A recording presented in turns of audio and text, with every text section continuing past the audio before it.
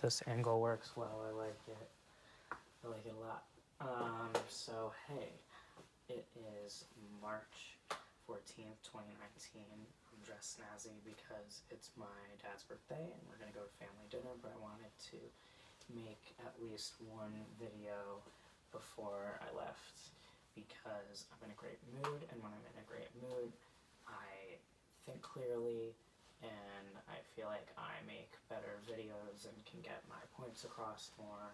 So I'm going to make a video about my surgeries. So on April 11th of this year, I'm going to be having 2 surgeries, back to back, simultaneously, however you want to view it. I'm not waking up in between. So there's going to be 2 surgeons and a huge team, and they're going to kind of swap out and do their thing, and I'm going to wake up and it's all going to be done. So I've been waiting for these in particular for a long time. I'm going to be doing a hysterectomy where I hold on to one of my ovaries, and then I'm going to be getting my hips contoured. They sometimes refer to it as masculinization surgery, or hip contouring, or any number of things. I don't really like any of those phrases because they feel very gendered or sort of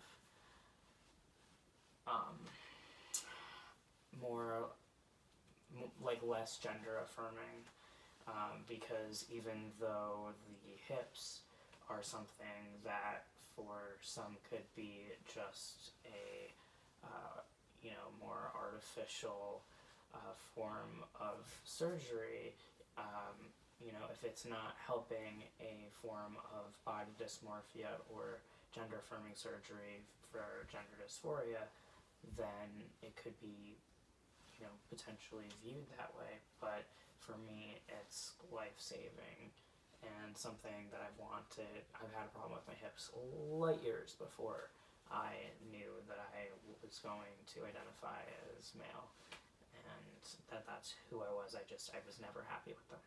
So basically, let's go through the hysterectomy. So what have I done differently between these surgeries and the other surgeries in terms of prep? So I've done a lot different. The other surgeries, I mean top surgeries. So I had 2 top surgeries where I went completely under. One was for primarily a scar revision, and the third time was in office. I was awake, scar revision. That definitely, my chest was open, but very minimally, just at the scar level. So I have had a couple of surgeries now. I haven't had any surgeries before that, and I was absolutely terrified before them, and so I super over prepared, but it almost created a new level of anxiety, and I wanted to avoid that this time. I changed my way of going about things by doing so far minimal research beforehand. So the surgery is creeping up and I am going to do more research, but other than my consultations and initial basic videos of information, I haven't really dug deep into super, even scientific nerdy aspects of the surgeries that I'm having. Why? Because I realized I was becoming obsessive and my expectations reached like ridiculous heights, and I basically forgot almost for a minute why I really was having those surgeries to begin with, because it was mostly a emotional decision. It was something that I needed, and obviously I physically love the way that my body presents now. I love the results that I've had. I had Dr. Hazen, who at the time was with NYU, but ultimately I super overly prepared for that, and it was a lot. I didn't want to do that this time, and I also didn't do it this time because I knew that the surgeries, having them together, was going to create a new dynamic. I don't really know many people who have had both these surgeries, especially having them together like simultaneously, so I don't really have a lot of information to go off of in any case, and I didn't want to start feeling like, oh my god, I've done all this research and put all this time in, but I actually don't feel like I've learned anything or I'm prepared. I wanted to work on accepting that things could be a little up in the air this time, and just focus more on the mental prep, because for me, especially with the changes that happen in your body chemically and with hormones especially, I knew that there was going to be a huge emotional shift, and I wanted to be prepared for that. And I had a lot of other, and still have a lot of other emotional, things to work on, and mental health that I'm focusing on. So I wanted to make sure that was at the strongest, because if it is, then I can handle anything that happens physically. But ultimately, I'm in the best shape that I've ever really been in, particularly since I've gotten sick, and my doctors are very confident that things are going to go smoothly, and nothing, too overwhelming should happen outside of what's expected, which is, an emotional shift. So what's going to happen is, once I have my hysterectomy, I'll get to lower my dose of testosterone. I'm choosing to stay on testosterone because I'm keeping an ovary for my joints and my health, and so I want to be able to continue on with the sex characteristic changes that I continue to go through. I'm still definitely in my early phases of male puberty,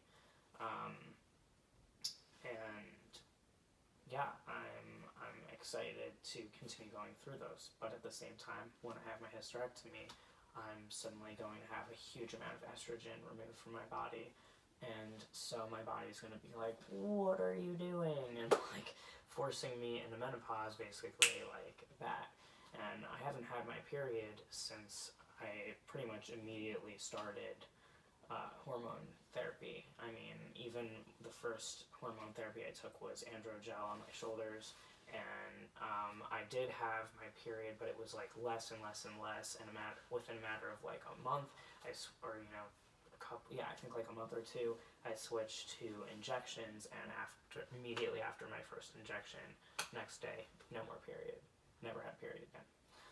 So, there's going to be a lot of shift with that, and that's going to be a lot to go through. And there's also just the aspect of what it means to me to get rid of my uterus and an ovary and my tubes. And as someone who initially, prior to starting to transition, I really, really wanted to give birth myself at least once. That was something that I had eternally wanted, always wanted to do that. And that was actually the biggest hurdle, figuring out my feelings around that before I started to transition. I refused to start hormones until I really knew whether I was going to freeze my eggs, whether I wanted to get pregnant, any of that in the coming up, future. Even though this was 4 years ago, and I definitely wasn't ready to have a kid then, and my health was total nightmare zone, so it just wouldn't have been the best time anyway. But I decided that I wasn't the type of person